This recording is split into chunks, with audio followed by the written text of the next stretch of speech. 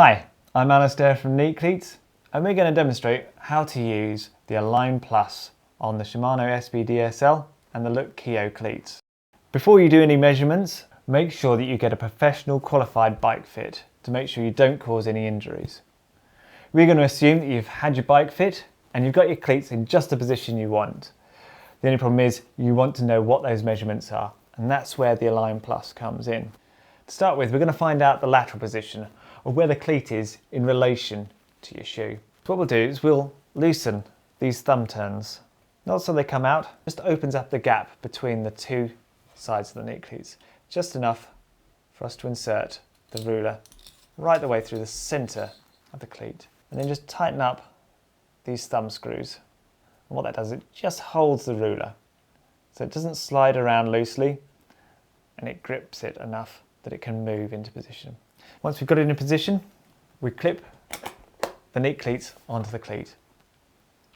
So it's important we do all of our measurements from the instep of the shoe, both laterally and vertically. Once we've got it in position, we hold the ruler onto the flat surface, and then we gently slide the shoe down until it rests on the hard surface. Don't push too hard, because that's going to give you a false reading, because it will bend the shoe. Remove the NeatCleats, and if you look down the centerline, we can see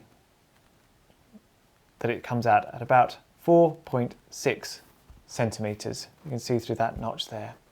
That gives us our lateral position. What about the vertical position and the lateral position?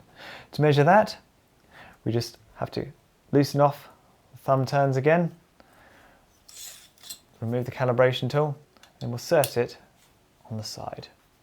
As we did before, tighten up those thumb turns fairly firmly, but just enough so we can move the ruler up and down.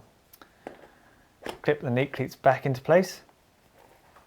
As we did before, hold it on that flat surface and then gently slide the shoe down until it just rests on that surface. That marks the pedal axis point of the cleat. As we can see there, it's come out at 19.4 centimetres. What about the angle? We reassign it, clip it on. This edge here, that marks the centre line of the cleat. So we have the notch here and the notch here, that's the centre line, and then coming down onto this point here, that's the centre line of the cleat. And you can see how that lines up in relation to the heel. So if you want to heel toe in or toe out, you can move it based on that edge. That way we can get a good toe in, toe out position of your cleat. So now we know the position and the measurements of our cleats. How do we use those measurements when we want to replace our cleats, or whether we want to use those cleat positions on a new set of shoes? First thing we have to do is, when you fit the cleats, fit them so that the screws are put in, but the cleat can move around freely. Then with our NeatCleats, we find the dimensions that we found before, going to the notches, and we're going to do our vertical and angular position first. So we clip the NeatCleats on,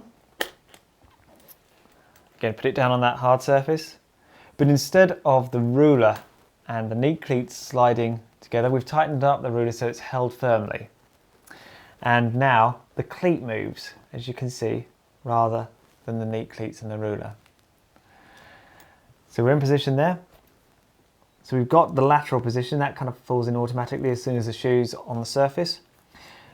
All we need to do then is decide whether we want to toe in or toe out based on that centre line of the cleat. Once you're happy with that, we simply tighten the screws into position.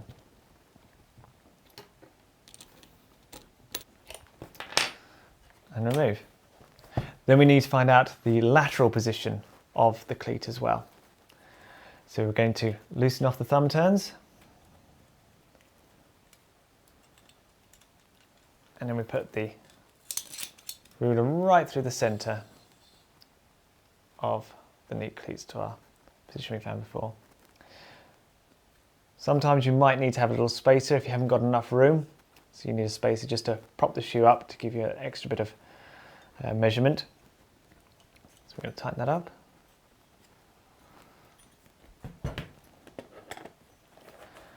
clip it in. Again, remembering it's from the instep of the shoe. Lay the shoe down.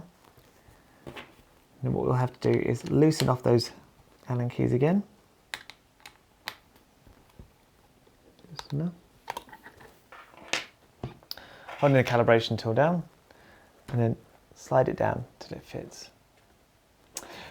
And then tighten up that top screw nice and firmly. Now if you're happy that you managed to keep your angle of your cleat the same, that's fine. But sometimes you might just need to double check that you kept your angle correct on your cleat. So it's worth just removing it one more time, putting it in position.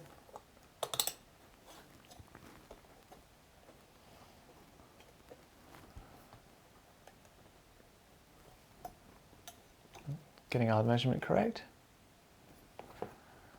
Tightening it up firmly. And then just double checking that our angle compared to our shoe is as we need it. If you're happy with that, you just tighten up those last two screws.